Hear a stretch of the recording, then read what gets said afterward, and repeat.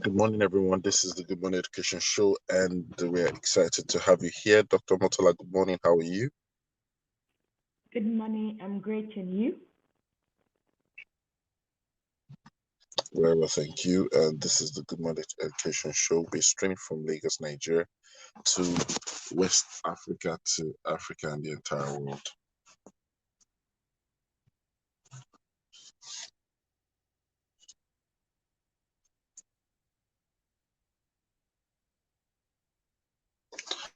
Okay, so we're just trying to sort out some connectivity issues. All right, so let's not waste much time. Dr. Motola, you do us the honor of reviewing the headline news this morning, and then would go to the conversation of the day. So we're going to start with the first headline. Dr. Motola, over to you. Okay, 1 minute. So the first headline says that Ekiti government monitors school resumption for 2021-2022 session. And in reading further about it, I believe they're trying to ensure that students the students are able to get back to school despite the pandemic, and they issued the State Ministry of Education, Science and Technology issued a circular saying that they are trying to ensure that students and teachers are able to arrive respectively to their school as early as 8 o'clock, and they're also making sure that that there are no extension for resumption dates and that it's indeed the right time to resume. And so yes, so school is about to get started, and they're following COVID-19 protocols. So do you have any comment on that? You said, sorry, I didn't get that. Oh, I said the Ekiti State Ministry of Education is saying that they are not extending the resumption date, and that they have COVID-19 protocols to ensure that students and teachers are able to resume school safely. So I said, do you have any comment on that?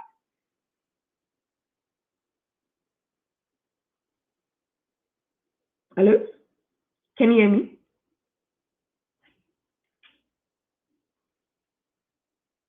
Well, while we wait, I think it's a good thing that they are making sure that everything is in motion for school to start safely. Fee, welcome to the show. Can you hear me? Yes, I can hear you. Good morning, Mofa. Oh, yeah, good morning. So, do you have any comment on our headline about the Ekiti government monitoring schools? No, I'll skip that. Okay. Our next headline says that River University suspends student for smoking and selling India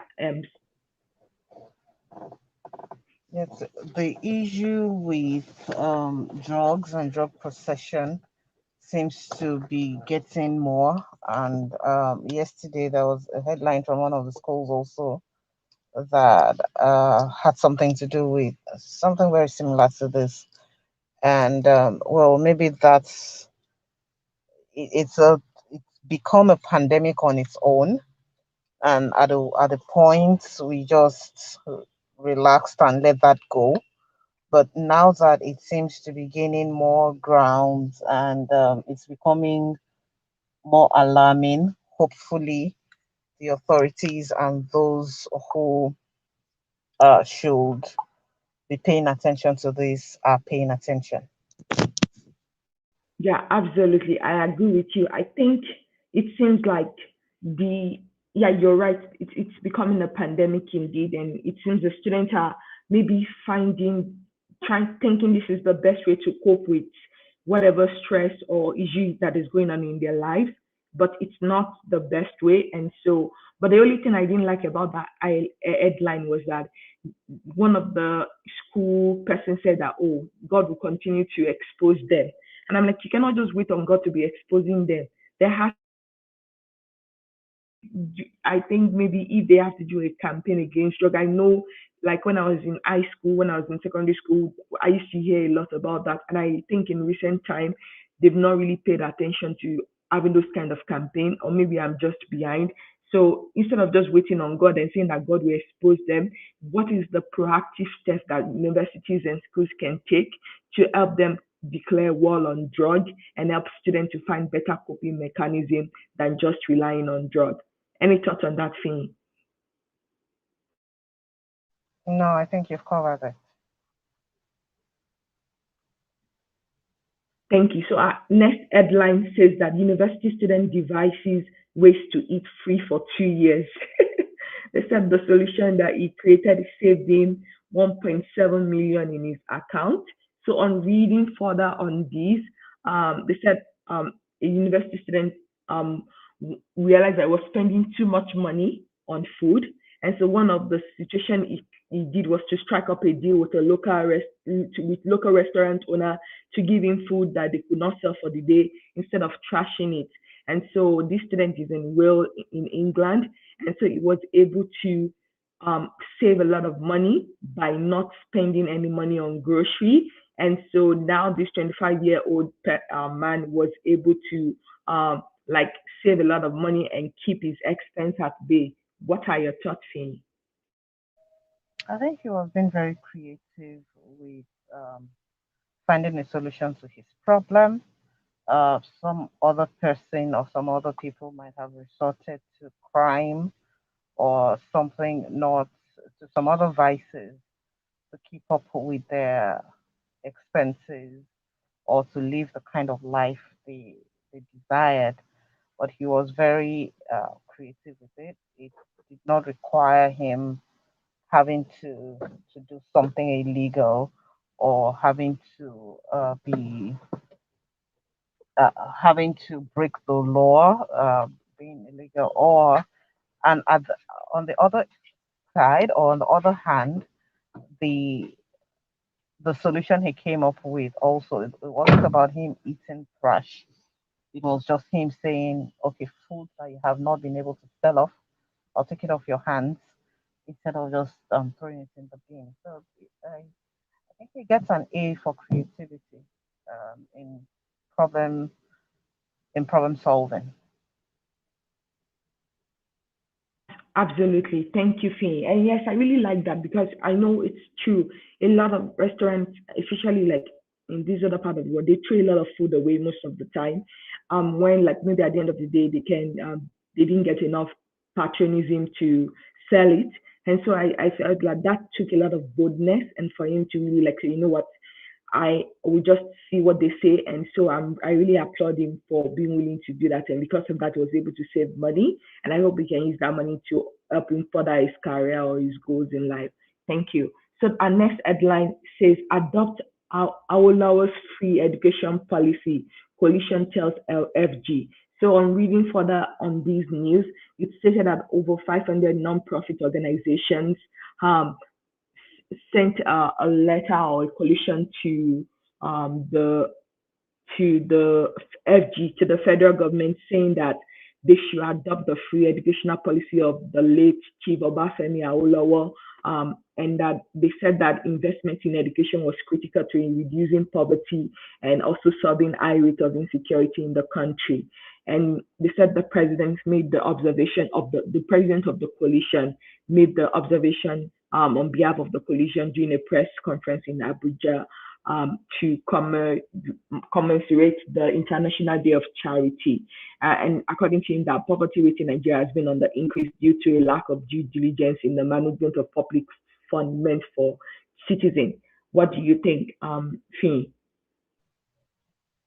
When people call for free education, one thing that comes to my mind is they seem to be living in reverse or they seem to be living in the past. The realities of our current situation does not make free education feasible. We have schools already raising fees, raising boarding fees, raising school fees, because the reality is things are on the increase. Things are getting much more expensive every day.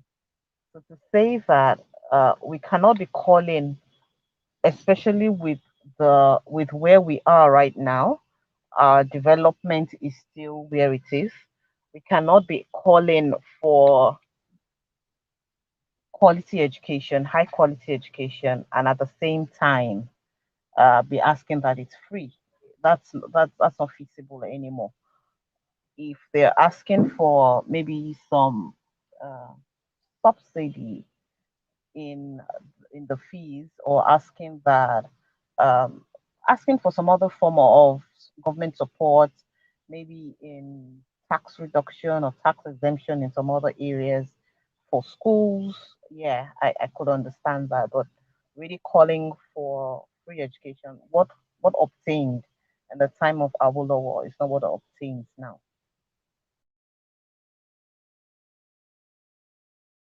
Thank you, Finn. Yes, I agree and disagree a little bit because I think it's possible to achieve high quality education that is free, but I think the way that we go about it is also wrong in the way that it is carried out. Because yes, I agree with you that yes, it's there must be something for something in a way, but at the same time, because you and one of the things that I agree with in this headline is that yes, the mismanagement of fund especially when it comes to education. If you look at our national budget, it's always low, and over the years, there has been less and less investment in education. So I agree with you that yes, there may need to be like a partnership between parents and the federal government to say, you know what, yes, you want high quality, you have to meet us halfway. But I still believe that the government also has a big part to play. And one of the things that the headline also talked about was quoting Aula was saying that if they don't take care of the children of the poor, they will one day come after the children of the rich, and that and there is a crisis. I hope that that does not happen, but we've seen that happen a lot in recent time, right? And so I'm hoping that hopefully that will definitely there will be a win-win situation that will come up soon. But I definitely agree with what you have to say, and that yes, there has to be a better way, and that we need to think beyond just the traditional way of doing things. So thank you. Okay, our next headline says that UTME stopped preferential cutoff mark for northern students.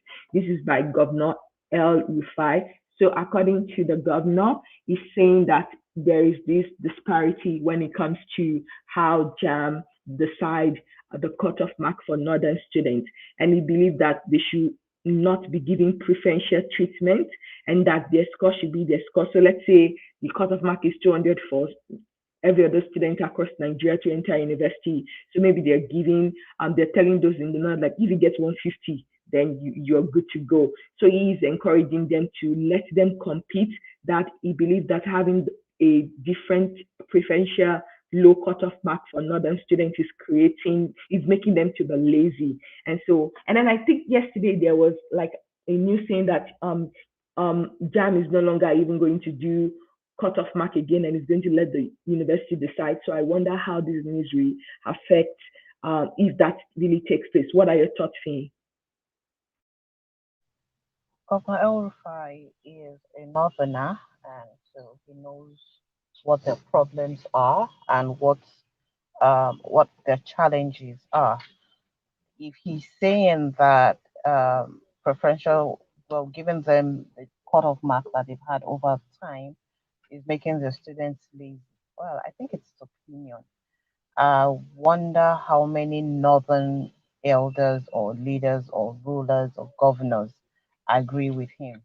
I'm not sure there are many of them. The fact that they have been having the kind of cutoff mark that they've had over time um, is it didn't just come out of the blue. For each zone of the country that has a cutoff mark, there was a reason they came up with that with a belt or with a band that they were given. So I would think that he would be taking this up with other leaders in the north, and then finding for crying out loud, that's the area, that's the part of the country where they're saying no to formal education. It should not be a call to jam. It should be something that they are talking about in that zone and asking themselves how they can, if JAMB says that the cutoff mark is 10%, for example, if they have students who are scoring 50, 70 percent, then that's a plus for them, and that's going to be a signal to JAMB that these people are ready for their band to be extended or to be increased. I don't think he should be making this call to JAMB. I think he should be having this discussion with other leaders in that zone and them saying what exactly do we want to do with education in our part of the country. Thank you, Finn. Yeah, I definitely can see your perspective, and I agree with you that yes, like I always go back to that quote that I love to say that an unexamined life is not worth living. If they've not examined actually what is going on, what like because based and you're right, I think he's making this on an emotional kind of he's using his own like lens of like his own to judge every other person, every other student in the northern part of the country, and I think it's not putting into perspective the different like challenges, like historical challenges that they face when it comes to education. So I definitely agree that first we need to definitely have a conversation and to even review how are they doing, what areas are they messing up, what areas are not so great, what can we do to maybe customize UTME to what is being experienced in that part of the country. And so I definitely agree with your sentiment for sure. So thank you. Our next headline is Lagos government announced school resumption dates, and apparently they're doing this in batches.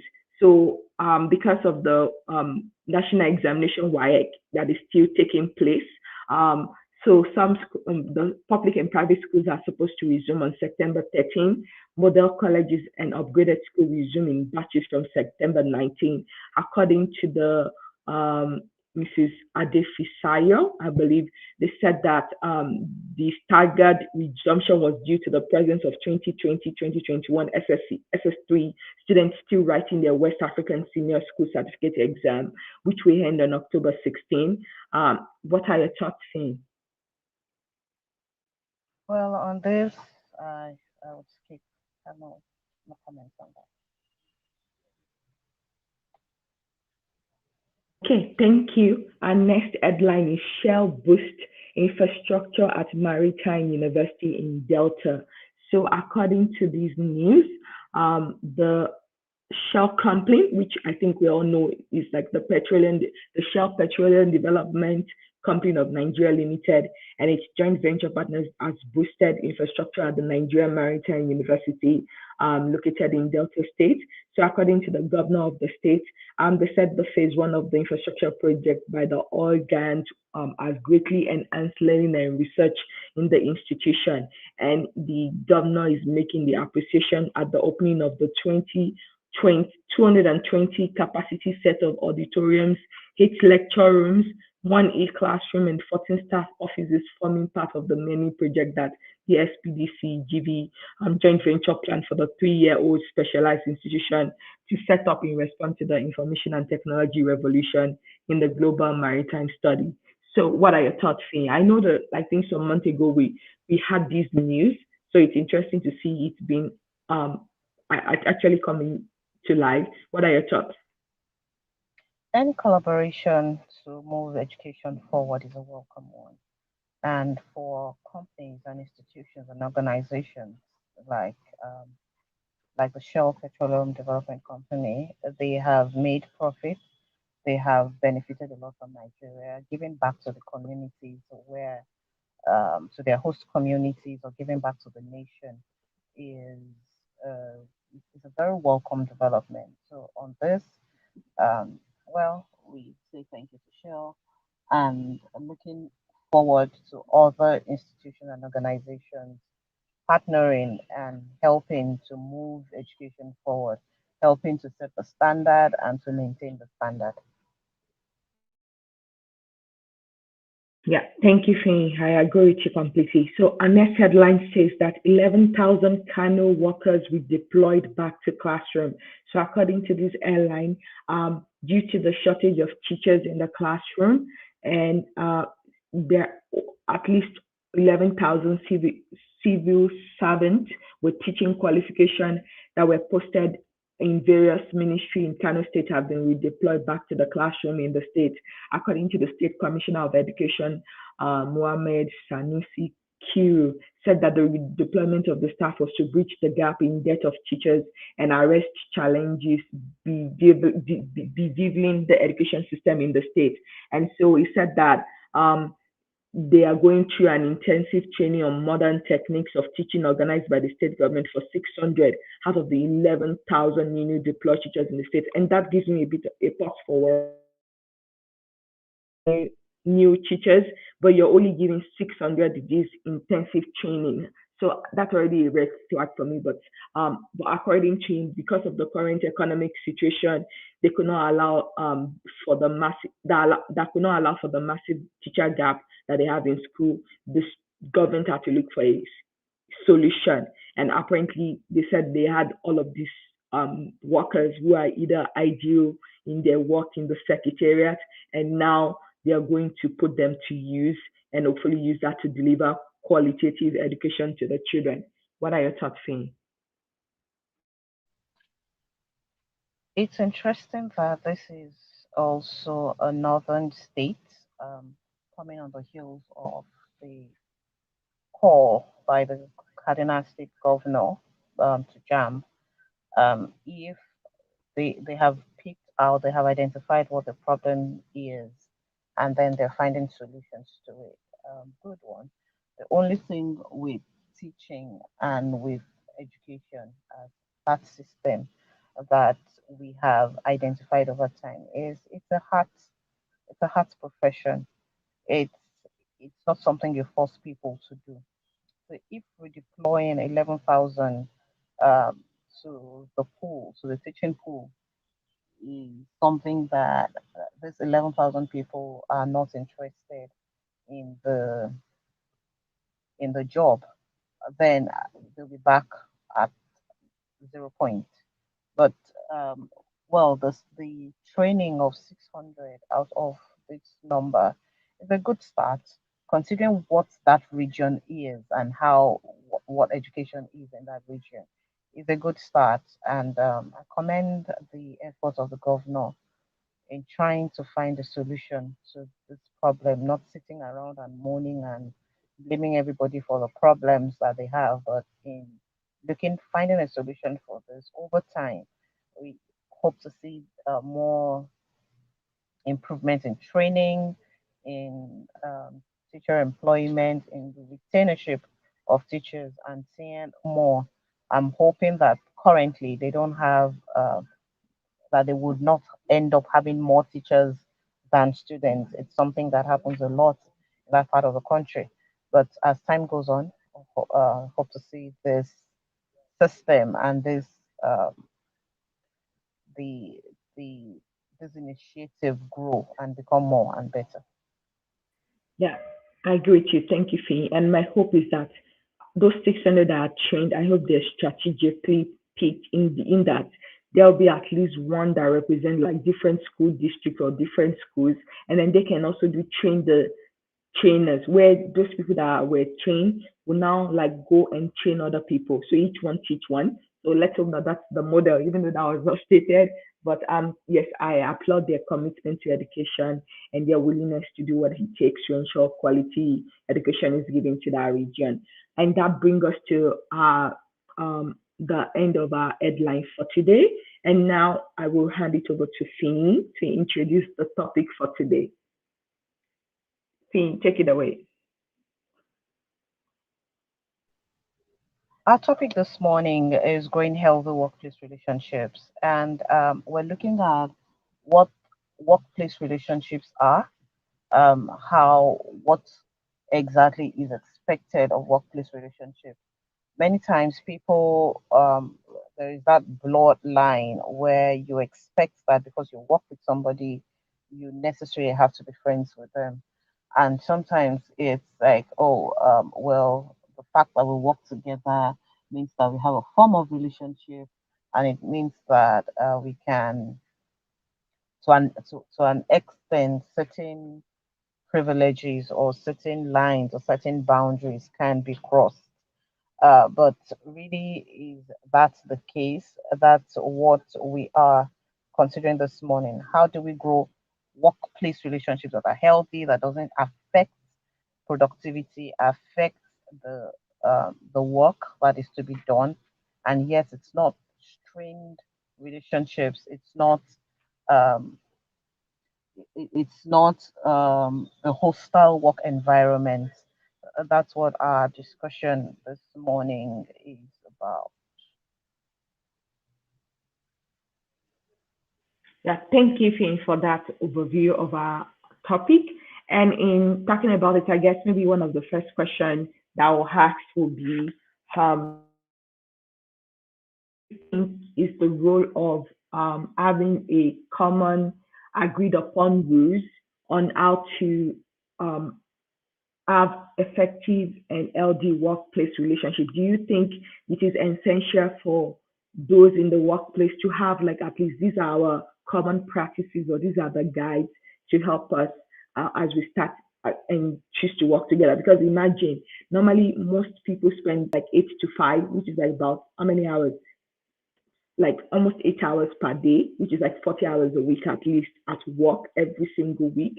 So, what are your thoughts on having like common up agreed upon rules that everyone can say, okay, these are our starting point of like these are the expectations, these are the bare minimum that we should do as we work together. What are your thoughts on that? Every workplace, well, it's a workplace is a convergence of human beings, and when you have human beings, you have human relationships, you have interpersonal relationships come up. So, it has to be this particular set of rules per se. In interaction, in relationship, there should be that at, at the base of it is a respect for human being, is a respect for the for somebody else, not regardless of their position or their function or their role in the organization. So the same respect that is accorded the CEO is the same respect that should be accorded the gatekeeper, simply because he is a human being, simply because they are human beings. So, if for me, the base, the foundation of any relationship is the respect for the person. And when you respect the person, it reflects in the way you talk to them. It reflects in the way you talk with them also. It reflects in the way you interact with them. I'm not your friend does not mean that we are fighting. It only means that there are boundaries. There are certain things I'm not going to discuss with you. There are certain maybe hangouts that we're not going to have. It doesn't affect the fact that I come in the morning and I say a good morning and I take my seat at my desk. There is absolutely nothing. It shouldn't be a thing. Oh, because it's a junior or a subordinate officer that walks up to me, then there is a particular way I talk to them, and then when it's someone we are at par, then there is some particular privileges that I give to them. So for me, at the base of the work relationship should be the respect for for the person, and then every other thing, uh, the depending on their characteristics and on their peculiarities, then we can those can come in, and then in some offices it's maybe open plan or open door, so it really doesn't there really is not so much of strict um what's it called now, there are really no strict rules. In some other places the hierarchy is clear, and you know that you cannot access this person without going through somebody else. So, but all of those dynamics come in later after the foundation of respect for the person is built up. Yeah, thank you, Fee. Before I jump in, welcome Ayo Bolanle. I know. Thank you for being part of our tribe member. and you said that this topic on relationship uh, at workplace is really great. Awesome. Thank you so much. And please, yes, feel free to share your thoughts and your insights too, and your experience that you've had as you navigate the workplace relationship. But yes, back to what you said, Finny. I agree with you that yes, that there might be different structures or setup when it comes to different workplace, and some might have hierarchies, and some might have open door policy, open space, and all of that. But I believe that it is essential that at least there should be guiding rules to say, you know what, these are the way, this is like values. It's almost like, you know, like the way that companies have values. These are value system. We value teamwork, we value integrity, we value all of those things. I believe also that when it comes to like working together, because like, you know, there's this Bible verse that says, can two come together unless they agree? And so, you know, everybody have different personality, people have different life experiences, and then you're coming and showing up to for a particular common goal or purpose, whether that's been in a school system and your goal is to foster the learning and of children. And so you might have a school maybe that they have like maybe 200 workers or 50 people working for this goal of ensuring that the students successfully go through the term or the semester.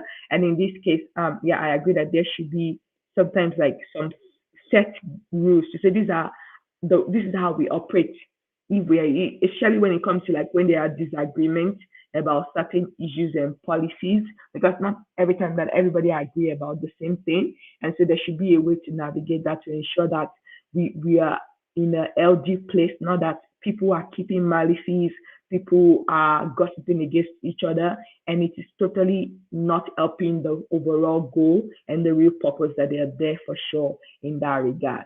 So yes. And then I guess the next question that I will ask is that in your own experience, like what are some non-negotiables in terms of like, and I, we might have touched it before in terms of working with people and creating a LD workplace. Because you're right, not everybody is going to be your friend.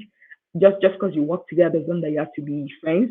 But if you were to come up with your own non-negotiables, like for working together and growing an LD workplace relationship, what will be some for you, Fee? Well, my non-negotiables would always stem from the place of that respect for the person. So when you respect somebody, you respect their space. One of the things that we don't really find, especially in this part of the world, is respect for people's space, respect for their personal space. So you walk into, you see people sometimes walk into somebody else's office or workspace, and they go straight into your drawer and open it. Oh, I need a stapler, or I need a pen, or why not ask and wait to be given? Why go into my drawer? What if I have personal stuff that I don't, what I don't, it doesn't even have to be that I have personal stuff in it, but respect me enough to give me my space. Let me be able to determine uh uh for at least I have the safety of this is my space.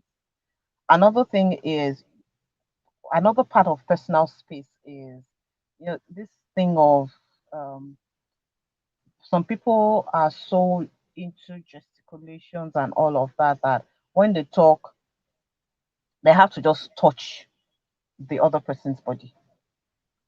That's not for me. That's not showing respect for the person's personal.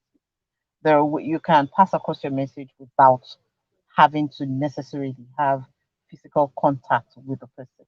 But then you find that these are some of the things that cause issues sometimes. So when you tell somebody, I don't appreciate you touching me while you're speaking, they feel, oh, what's the big deal? Is it not just? It's not about, is it not just? It is, this is what doesn't work for me in this space. So please respect that, and let's keep it going.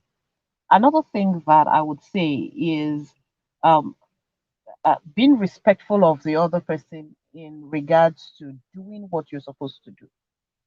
Some people would generally just carry their jobs because somebody else maybe doesn't like to keep uh, work piling, so they bring theirs and then just dump it on you because they know that their own part of the work and yours are codependent.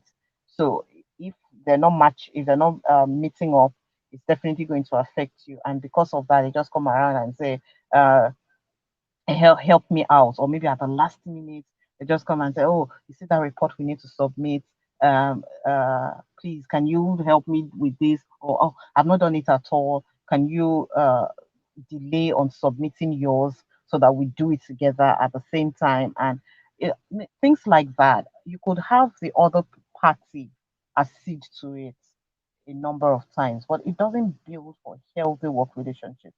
It gets to the point where the person who is at the receiving end may become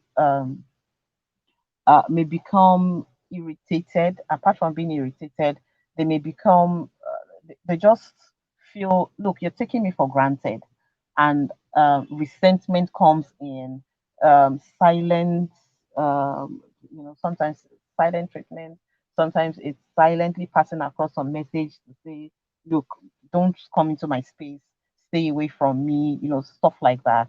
And then they're passing around that vibe, and then the other person is feeling, what's the matter? We didn't have any arguments, we didn't have a fight. But then you have already put a lot of stress on the other person, such that they're doing your work and they're doing their job, and it's a lot of strain on them.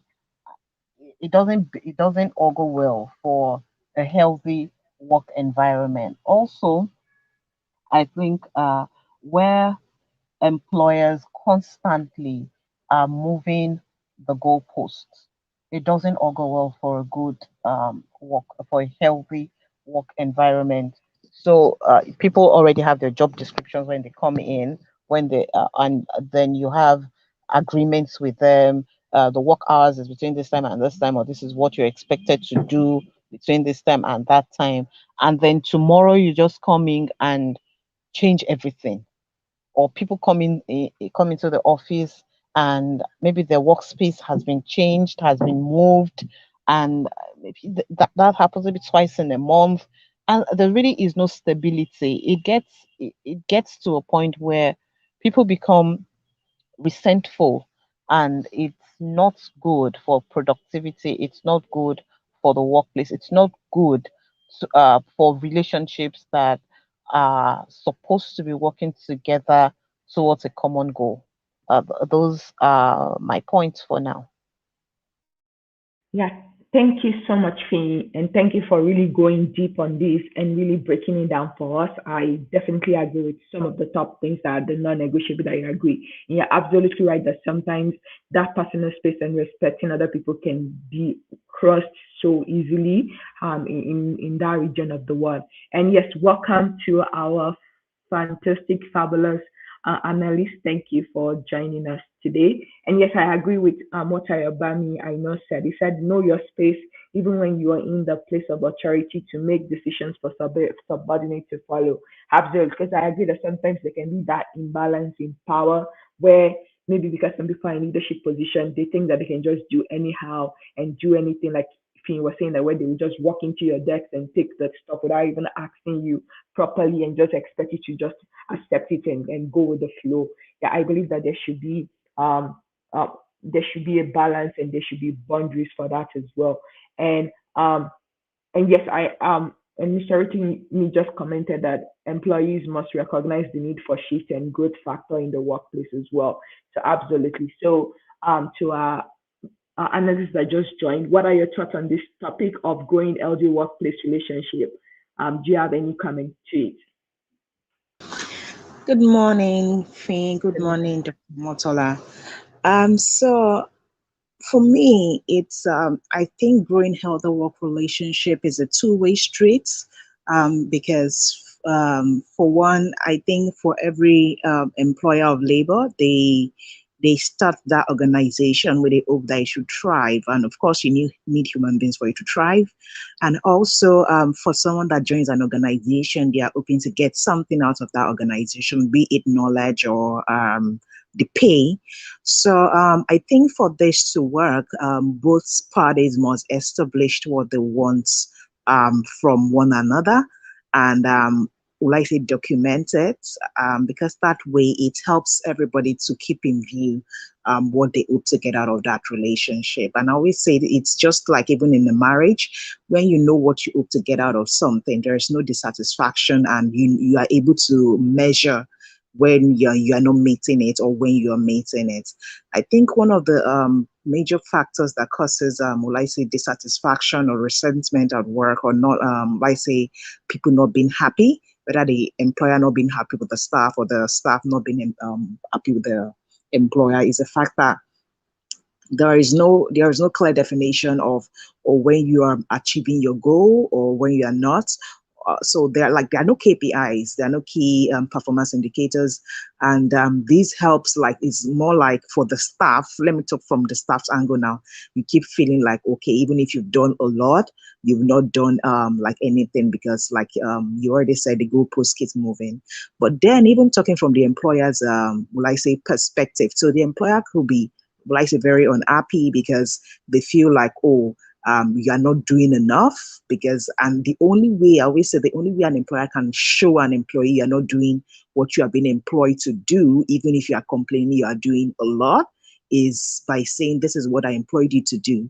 Let's start ticking it off. Have you done this? Have you done this? Have you done that? Because for me, I think I've been an employer of labor, and I'm also in employment. And one of the major things I have seen is the fact that, will I say, I've been largely dissatisfied. Especially, I always say, like, when you employ people from Nigeria, like, you would you would understand the pain of like employers, like when you speak to staff like, oh, I'm not happy because you're not delivering, and you'll be like, ma, I've been working a lot. And like, really? Okay, let's bring out, like, there's a sheet KPI, this is what you're supposed to do.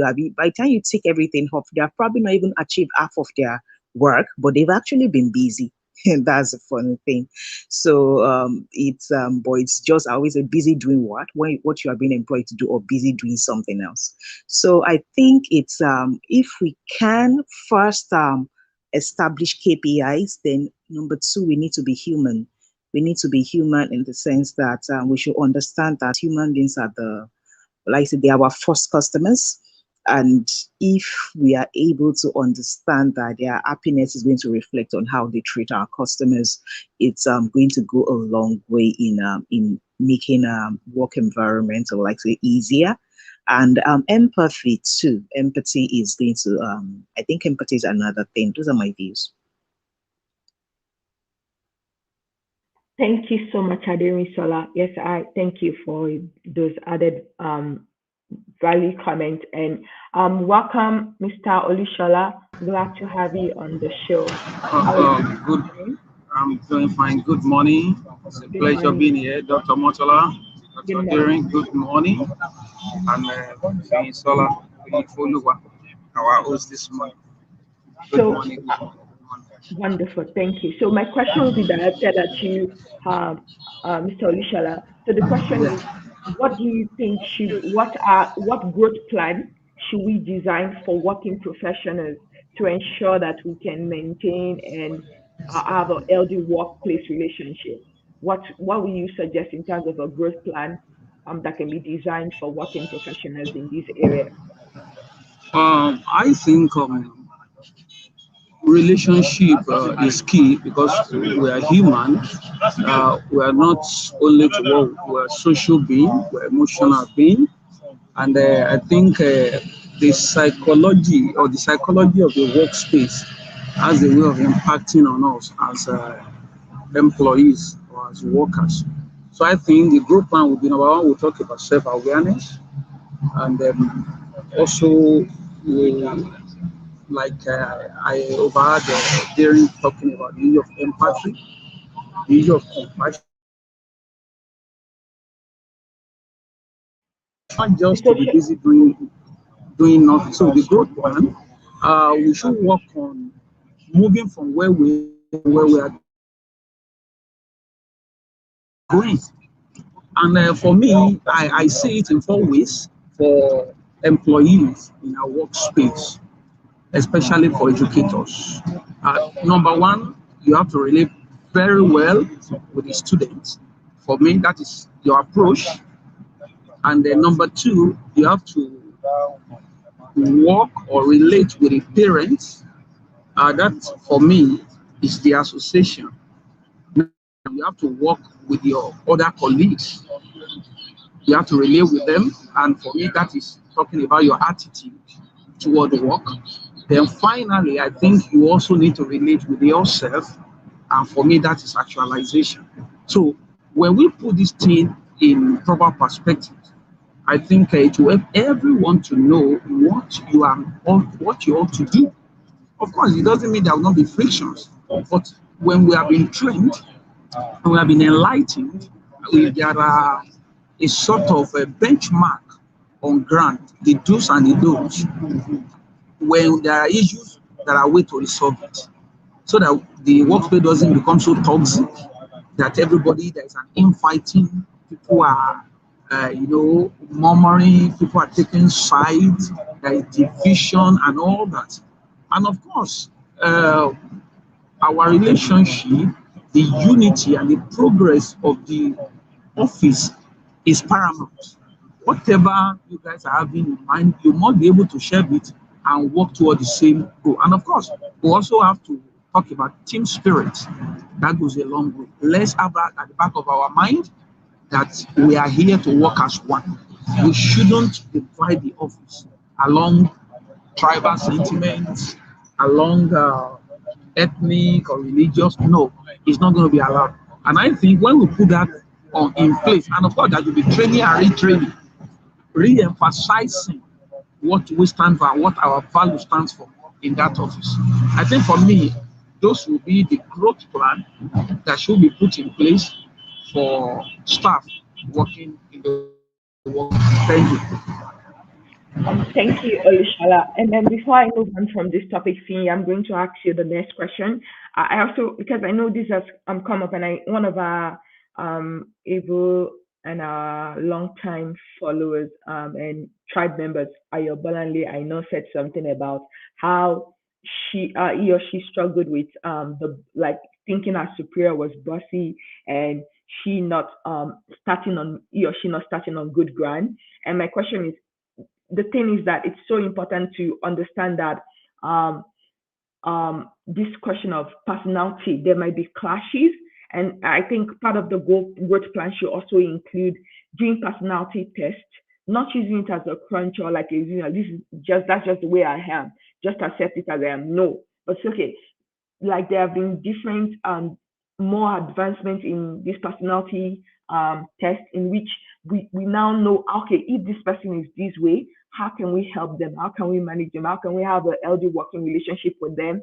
So I think more than ever, maybe different workplaces should consider having that as part of the growth plan, that once we have people that are in a system, will ensure that we part of the orientation or part of the development plan or growth plan is that they take personality tests. We see how they compare across the organization, and then understand how we can work with them to maximize and get the best out of them and have a good, healthy working relationship. So that will be my addition to that. And now to the next question, Fee, which will be, how can we ensure that employees do not play victim card? You know that there are situations where, like, you know that for sure that it is the employees that are at fault, that the standard have been set, the rules have been laid out that everybody is supposed to agree upon. But sometimes arguments, fight, quarrels will break out, and because of that, we see the worst side of humanity in these cases.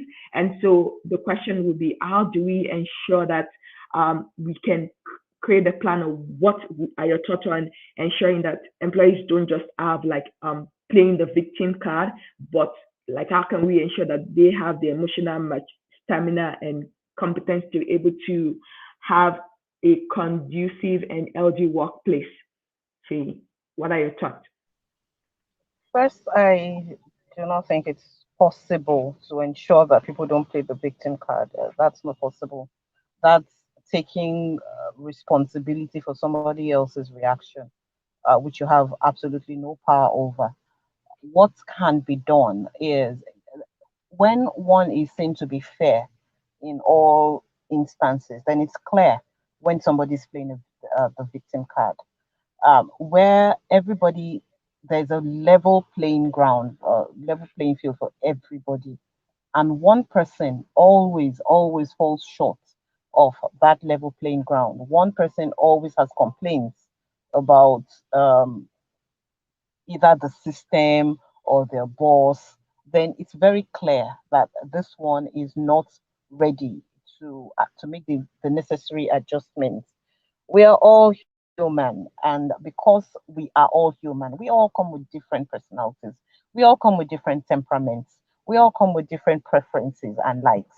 And making room and giving room for that is one way to ensure, oh yes, well, that there is a level playing field for everybody. And I would say that for employers, where you find that an employee is always lacking, is always dropping the ball, it's essential to have that discussion with them, not not in an open forum. When it's in an open forum, it looks like victimization. But where you call the person and let them know, I have noticed this and this are repeated actions on your end, and it's not good for our productivity or for our work in this organization. You have called them to order. It's not just calling them to order, but also giving them giving them pointers on what they can do better. It's not just saying, "Oh, I don't like the way you dress," but saying, "If you dressed in this way, it's going to give us a better image." It's a different thing to just lay a complaint. It's another thing to bring in correction into it. So for people to, if the person takes the feedback very well, fine. If they don't take it very well, then for the peace of everybody and for the growth of the organization, it may just be best to let them go. It may just be that they're not suited for that organization.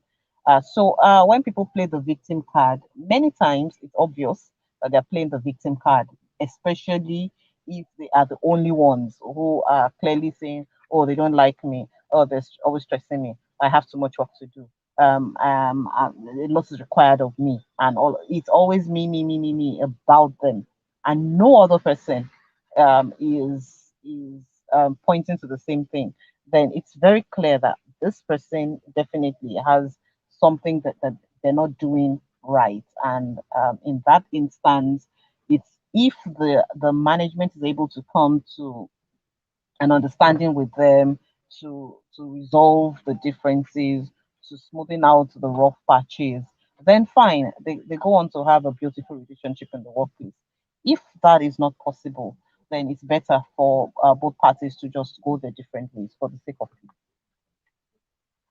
Yeah, thank you so much, Finny, and thank you to all our analysts. I know that we can go on and on this topic, but before we round up the show today, I want each of us to go around and at least give what advice do you have for employers of labor in terms of ensuring that they create an atmosphere that cultivates healthy workplace relationships. So I'll start with Ademi Sola, then we'll go to Mr. Olishola, and then Finn, and then if our head officer shows up, Mr. Rotimi can add to this topic, but if not, we'll conclude the show. So, Adenisola, what will be your final parting thought or advice to employers of labor? Thank you. So my advice would be, I think it's from the very beginning. There is, they always say you can't, no matter how you try, if you did not get the right fit for the organization, there is nothing you could do. You'll be fetching water into a basket. So when someone is not happy to be at their workplace, you as an employer of labor will constantly be looking for a way to make them happy. And I always say, like, even if it's part of your organization, would I say your culture to ensure your staff are happy, that's probably not the primary reason you created an organization. So I would say starts with getting people whose vision align with what your organization does, so they see a pathway to grow. So it is not always about the money they want to earn. It is because if it's always about the money, that means you have to probably constantly look for a way of increasing their salary every 2 3 months, because it takes that short time for them to get dissatisfied. After they end their salary for 2 months, they feel like, okay, like it needs to get increased if it's always about the money. So it's important that to keep somebody happy, you need to first understand that they want to be with you. Then you are now, whatever it is you now do are now ways to it to make the work environment better. So if we hire right, or we find a way to get the right people on board, the next thing to do would be to now ensure that we are constantly communicating with them about growth, about their own personal growth, and about the growth of the organization, and make them see there is a growth pathway. People like to see that they can grow in an organization, and out that they can personally grow, and their growth will contribute to the growth of the organization. So I think those two things are right. Then continually communicate a growth path to your employees. Thank you. And now to Olushola.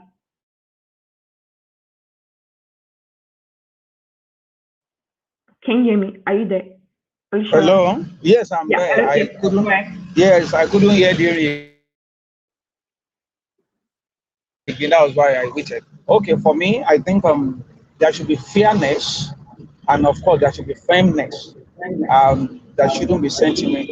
Employers of labor shouldn't prefer one person to the other, or giving somebody preferential treatment. Fine. You can start as examples to others to emulate.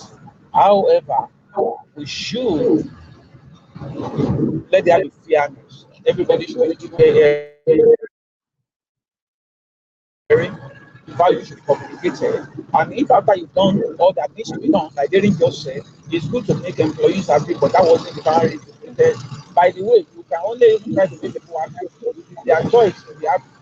If they choose not to be happy, and if somebody is becoming toxic, no matter how instrumental the person is, I think we should let go of that person so that it will not be a sort of a bad egg infecting others. There should be bonding, there should be team spirit, and we should work towards the common goal. Nobody should play I am Oga's daughter and Oga's son without doing this or work. Why is very visible to the other people that the person is not working, nothing is being done, and those of us that are even trying to work, we are not appreciated. So for me, fairness, and there should be fairness. Thank you very much. Thank you so much, and welcome our analyst from the UAE. Good to have you, even if it's just for a few minutes. Team, your last thought, then we'll run.